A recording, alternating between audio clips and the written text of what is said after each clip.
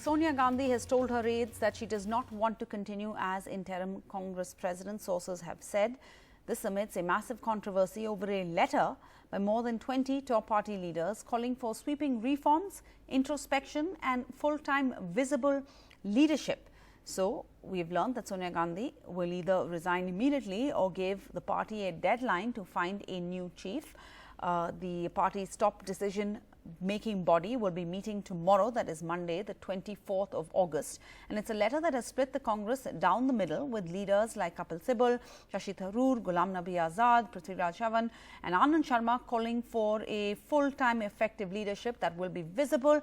These are quotes, and active on the field. And on the other hand, you have chief ministers like Amrinder Singh, Bhupesh Baghel and former Chief Minister Siddaramaiah coming out in support of the Gandhis. Meanwhile, NDTV is also learning that Rahul Gandhi is determined not to return as Congress president, will continue to work for the party. But Sunil Prabhu has all the details. He's been following this story right from the start. Sunil, it was a reluctant Sonia Gandhi who took over as interim chief about a year ago after Rahul Gandhi resigned. And on the 17th of August this month, the suspended Congress leader Sanjay Jha, he tweeted, and it was a tweet that set the cat among the pigeons. He said that over 100 party leaders want Sonia Gandhi to settle the leadership issue. But what does that mean? Are we saying they want to replace Sonia Gandhi with Rahul Gandhi, or is the Congress looking for a non-Gandhi leadership? Well, Sarah, it's definitely going to be a long run, and they definitely are asking, they're not really questioning Sonia Gandhi or Rahul Gandhi in any way. What they are attempting to do is to ensure that the party revives and really gets strengthened at the grassroots level, so as to be able to see as a possible and a good alternative to the BJP-led NDA run by Prime Minister Narendra Modi. Having said that, as you rightly pointed out, this letter was written on the 7th of August and sent to the Congress president.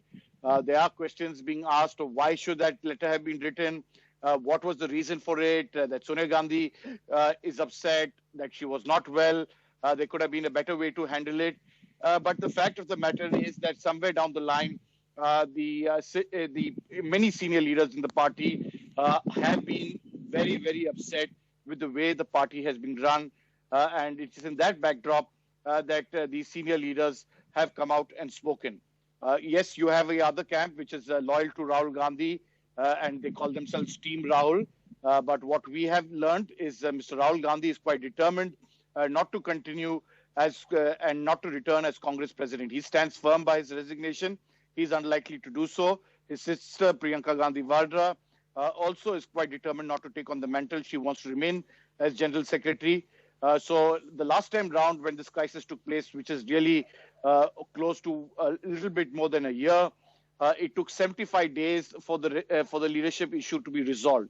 That's after Rahul Gandhi offered to resign and was determined to quit after the party's poor performance in the Lok Sabha elections in 2019.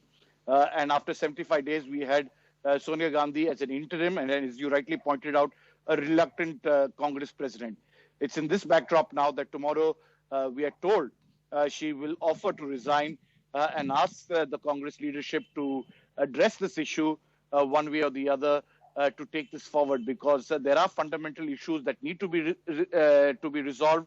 The party needs to be revitalized, and it has to be relevant in these trying times, especially as an entire nation faces an onslaught not only of a pandemic, of a Chinese incursion, but lakhs of migrants after partition of India have walked the streets back to their homes, which is unparalleled in Indian history.